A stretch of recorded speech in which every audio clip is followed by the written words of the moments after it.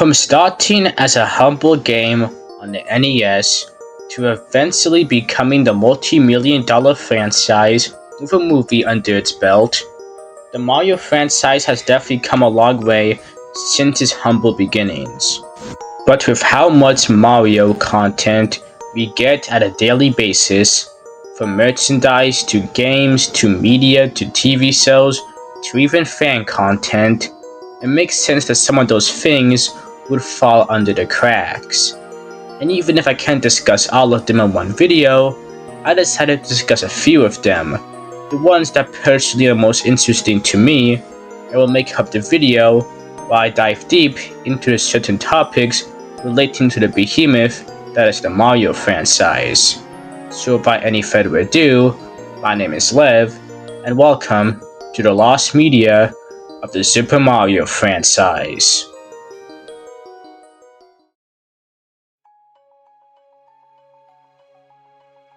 From being confirmed in 2018 to eventually releasing in 2023, we have definitely come a long way since the original announcement of this film.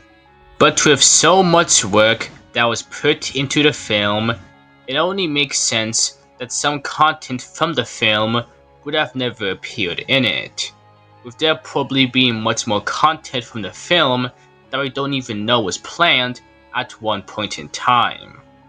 But among all of the content that we never gotten from this film, one thing that was planned during development that got surprisingly close was actually confirmed during an interview. That being none other than an improvised song, sung none other by Toad. This was first confirmed by a Variety article with a voice actor of Toad, that being Keegan-Michael Key, who directly confirmed that he had the opportunity to sing an improvised song in the film. But when the movie eventually did release in theaters, it was nowhere in sight. Yes, we had some songs based on licensed music, and we even had a full song of Bowser in it, but we didn't have a song that was originally promised before all of them. But looking on how this was confirmed very late into the movie's development, it could be very well possible that animation for this song was actually made. But we're reaching speculation at this point, so I think we should get down to reality. So looking at everything considered, how likely it is for this song to get found? I would say it's around 50-50. On one hand, I can definitely imagine the song itself possibly going down into obscurity, especially when most people kind of forgot about the song after the movie released. But on the other hand, this still is a very new movie, and a movie that's still having many of its early assets uncovered. So the voice actor of Toad, Keegan-Michael Key, ever decided to release the song, it could be very easily done, and could even happen through future re-release of the film. But until any of that happens, however, it still remains as a lost song, but definitely an interesting one, a part of this movie's long and very interesting history.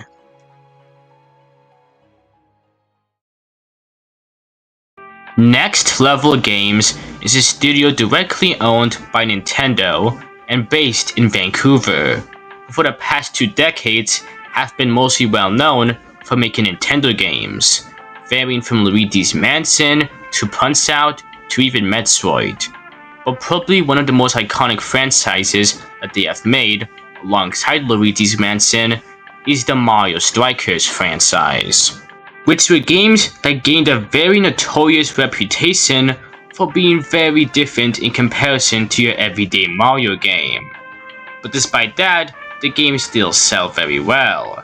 It was through the success of this franchise, alongside a sequel being made, that Next Level Games would put their efforts into making another game akin to it.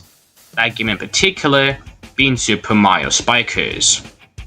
The gameplay would have been a combination between volleyball and wrestling, with there being rings that mostly resembled wrestling courts with some volleyball elements thrown in between.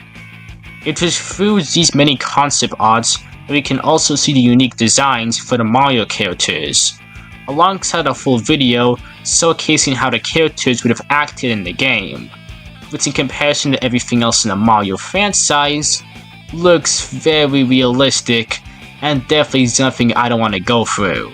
And the funny part about this game is that the whole wrestling elements were never planned to appear in the game in the beginning, but were only added in from a previous title that they made, that being WWE Titans Parts Unknown, which despite being a cancelled game, was also produced by Next Level Games.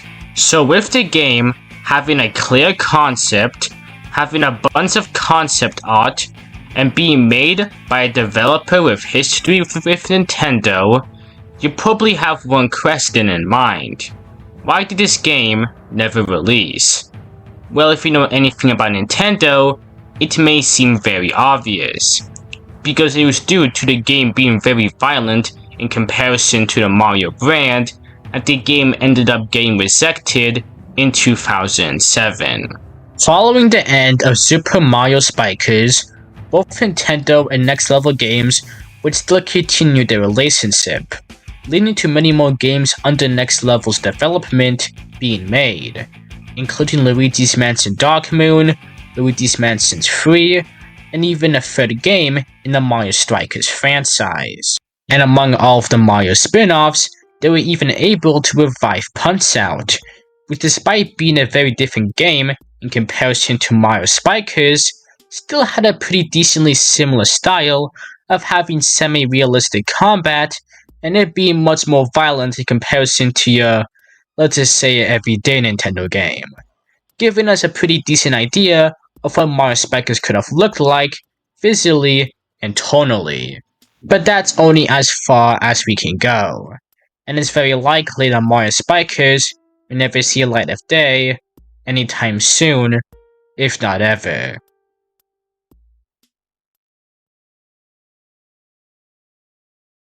Luigi's Mansion was first released on September 14th of 2001 in Japan, November 18th of 2001 in America, and May 3rd of 2002 in Europe. The game got great reviews due to how unique the game was in comparison to the rest of the Super Mario franchise, while also being one of the first ever titles to not focus on Mario, but instead on Luigi. I'm not counting you. But looking at the history of Luigi's Mansion shows us a very interesting one, of a game that changed drastically during its first ever showcase in Space World, all the way to it being shown once again at E3. And in this particular segment of the video, we're going to be focusing on the E3 build of Luigi's Mansion, because while the Space World build definitely is interesting in its own right, it definitely falls under the category of tech demo rather than being a full-fledged game.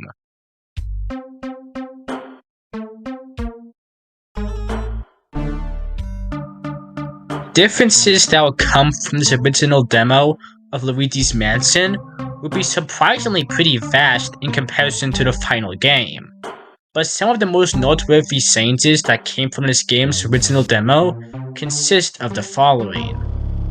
The Game Boy Horror on the right side of the screen had a timer rather than a money counter we see in the final release of the game. While using your vacuum, you would have an overheat meter that would slowly fill up, and if it ended up filling up, Luigi would start vacuuming, fall over, and take some damage.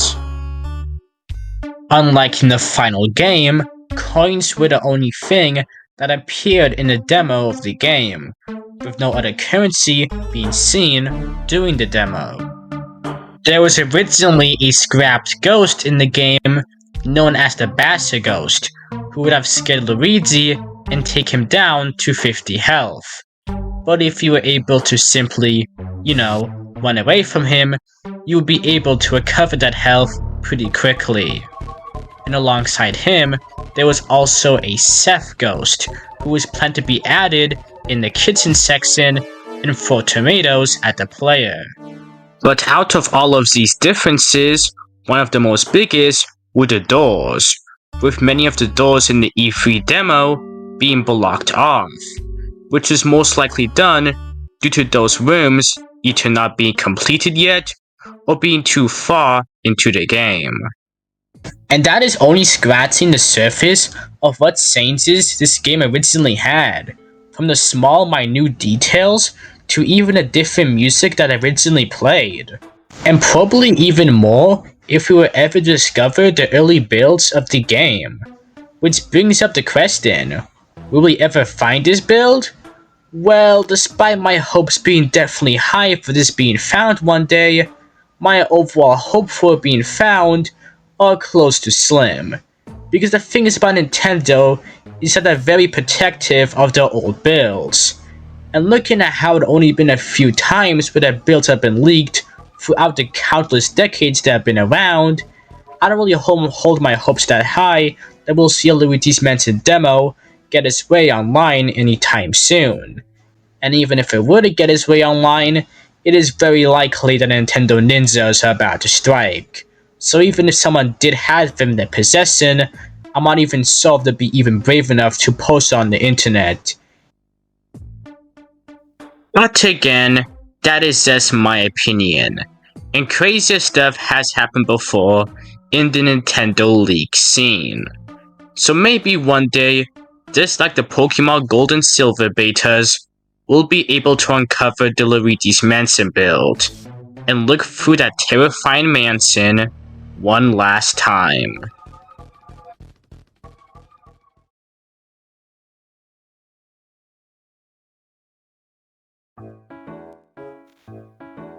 When people mention Mario, it's very likely that they're talking about the video games or even the movie.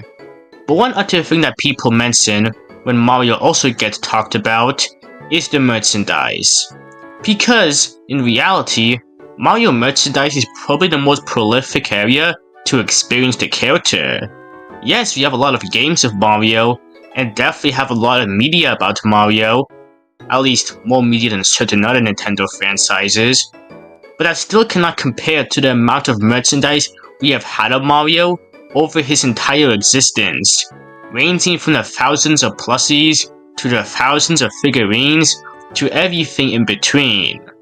But with how much Mario products that have been made over the years, it makes sense that certain ones would never release, and no other company has the amount of unreleased products under the Mario name than ZAX Pacific.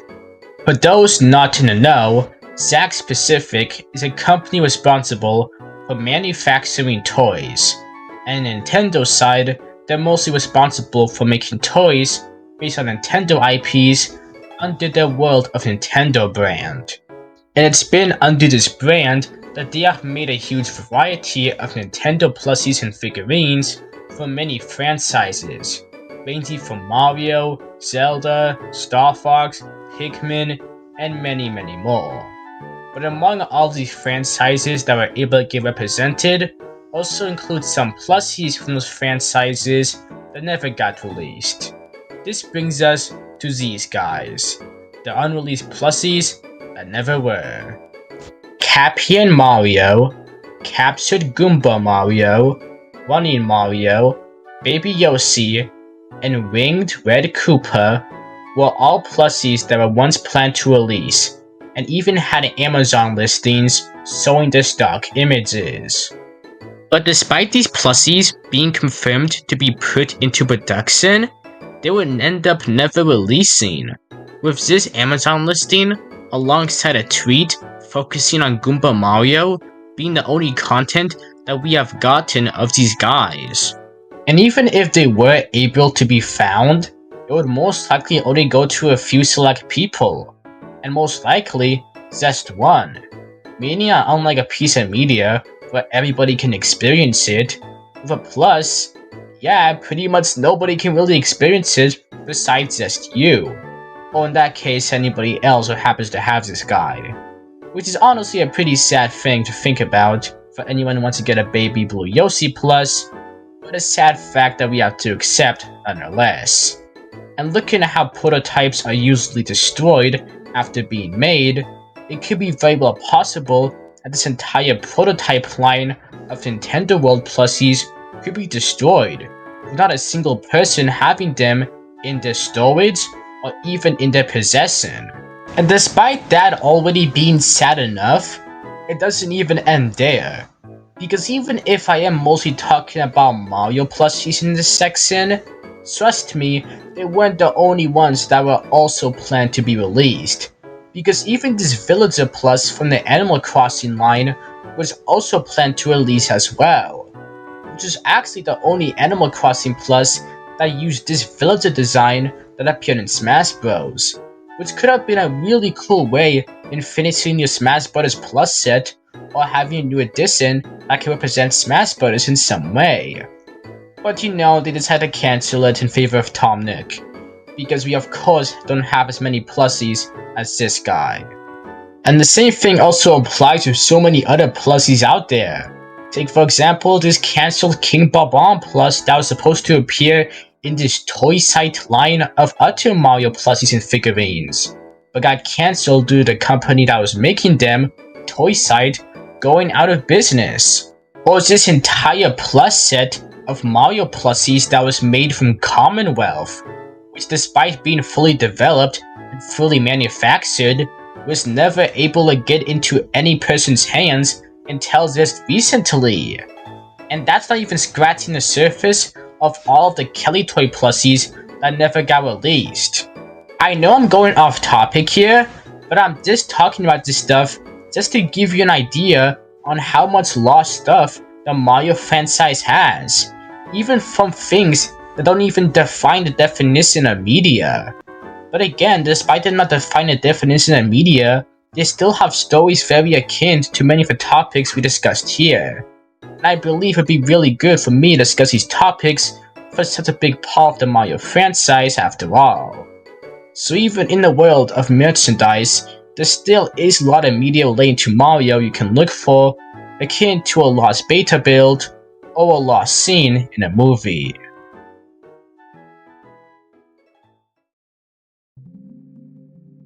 Super Mario 64 is by far one of Mario's most iconic titles of all time, while also being one of his most mysterious titles as well, due to the amount of content that we don't know was planned for the game, while also having some content from the game's early development that makes many fans, such as me and many others, simply ponder what could have been. But out of all of the scrapped enemies, mechanics, and even stages that never saw the light of day, one of the most biggest rumors surrounding the game ended up never appearing in the final release, that being Luigi as a playable character in the game, who was a character that gave birth to a bunch of rumors that came from its exclusion from the game, with most of those rumors surrounding how Luigi wasn't actually a scrapped character, but instead a one who was planned to appear in the game from the start and could be unlocked through doing certain actions. And when I mean certain actions, I mean ones that are completely impossible to do, or might as well be impossible to a kid back in the 90s.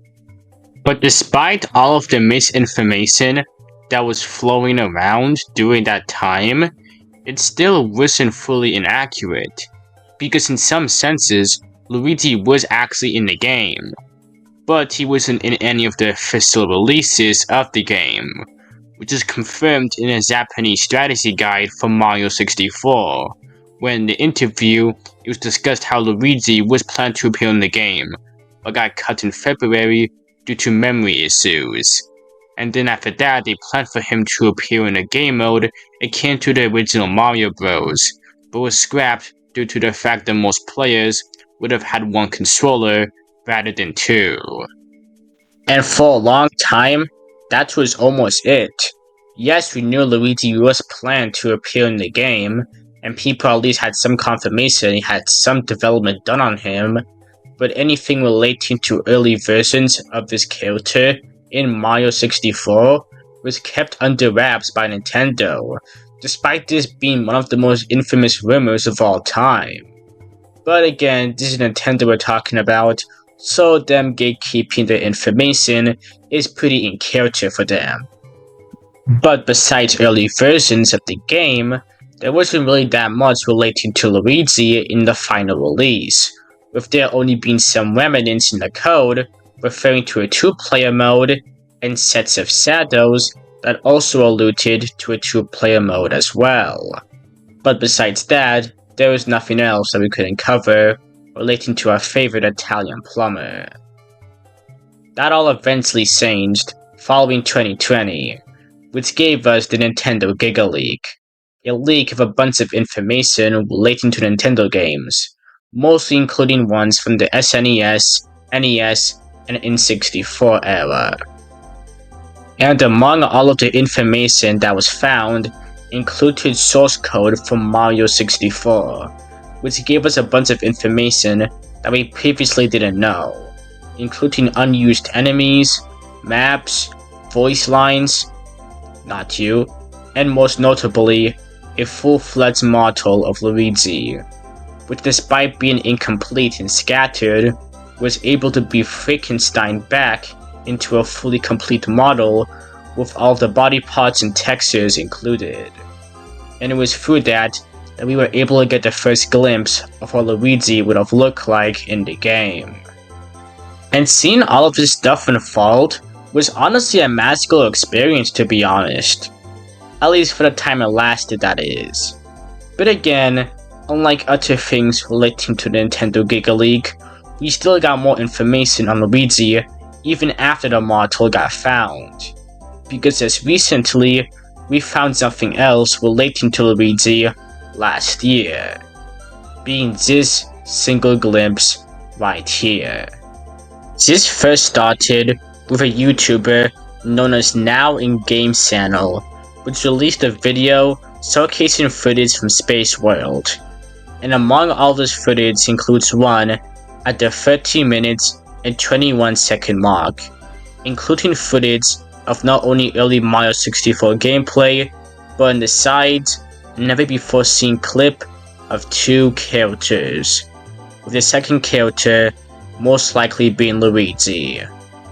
This marks the first ever time in history we have seen Luigi not only in gameplay officially, but also from a source that didn't originate from a leak, because this right here was directly from a full-fledged video endorsed by Nintendo.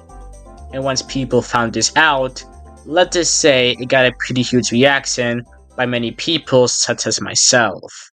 And it further shows how information relating to lost media can still be found after so long later, even if it comes from a company as overprotective as Nintendo. Which is honestly great to see for such a topic that bring infamy when it was first discussed as playground rumors back in the day. And I honestly hope that all the other Mario pieces of media that we discussed, ranging from lost songs, to lost plushies, to even lost beta builds, can have the same sweet treatment as well.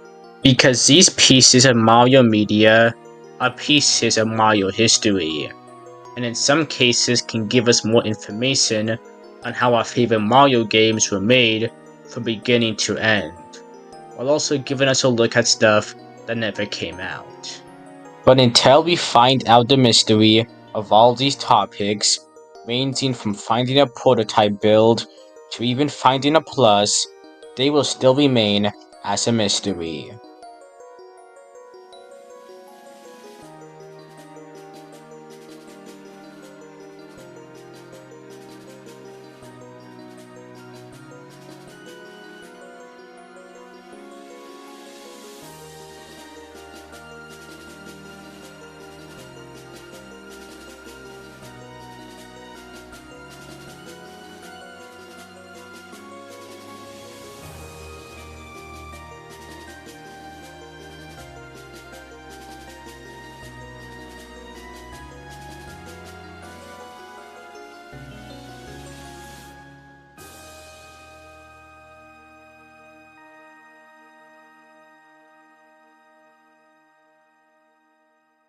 Lost media?